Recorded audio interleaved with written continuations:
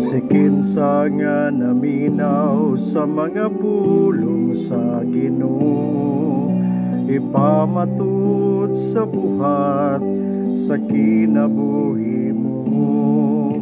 Kaysa makagayon sa usa ka tawong maalamon, nga nagatukod sa iyang balay sa usa ka dakong bato.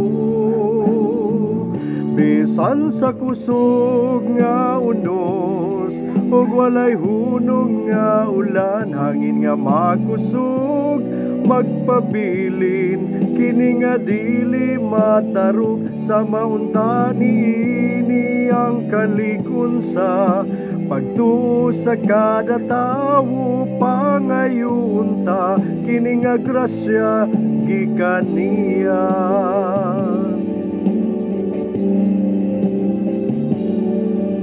Apan ng tawong naminaw sa mga pulong sa Ginoo, ug wala ipamatuod diya sa iyang mga buhat.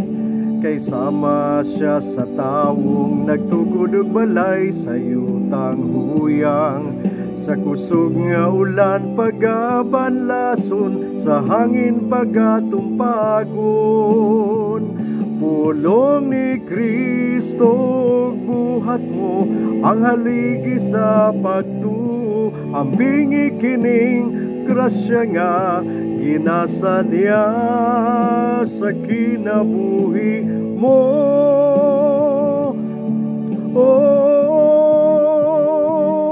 bisan sa kusog nga unos, ug walay hunong nga ulan, hangin nga makusog magpabilin, kini nga dili matarog sa maunta niini ang kaligon sa pagtuo sa kada tawo. Pangayon ta kini nga grasya gikan niya.